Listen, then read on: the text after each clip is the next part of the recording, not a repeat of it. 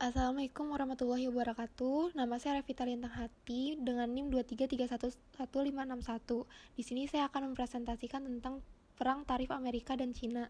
Yang pertama yaitu adalah latar belakang kasus. Perang dagang Amerika Serikat dan Cina kembali memanas per April 2025. Hal ini berawal dari kenaikan tarif dari Amerika Serikat terhadap produk asal Cina sebesar 32% atau setara dengan kenaikan pajak sebesar 145%. Sementara itu, negara lain dikenakan pajak 10% sampai Juli 2025 mendatang. Sebagai respon, Cina memberi serangan balik dengan mengenakan pajak sebesar 125% untuk produk-produk asal Amerika Serikat. Relevansi dengan keuangan internasional. Yang pertama ada ketidakpastian perdagangan mengubah fluktuasi nilai yuan dan dolar Amerika Serikat. Kedua, gangguan pada jaringan produksi perusahaan multinasional. Ketiga, penurunan kepercayaan investor di sektor yang terdampak tarif. Selanjutnya ada analisis ekonomi dan implikasi.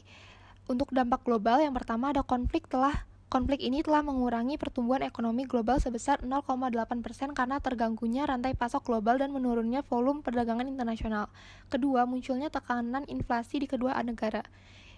Yang untuk dampak bagi Indonesia, yang pertama dampak negatif pada ekspor komoditas. Kedua, peluang diversifikasi dan relokasi industri.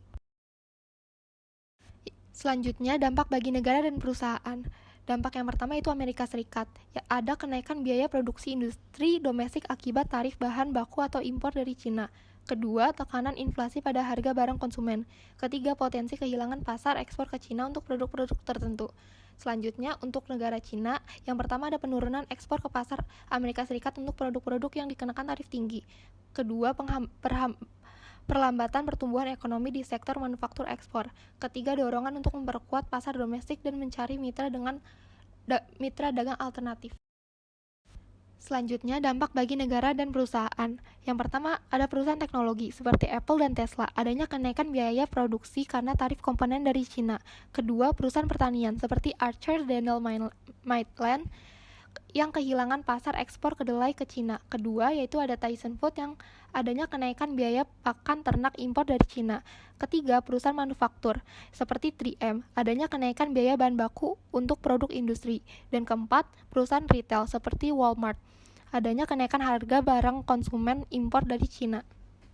Selanjutnya, pendapat pribadi. Perang dagang ini memperlihatkan kerentanan sistem perdagangan multilateral yang selama ini diandalkan dunia. Di satu sisi, proteksionisme Amerika Serikat bisa melindungi industri domestik dan lapangan kerja di dalam negeri.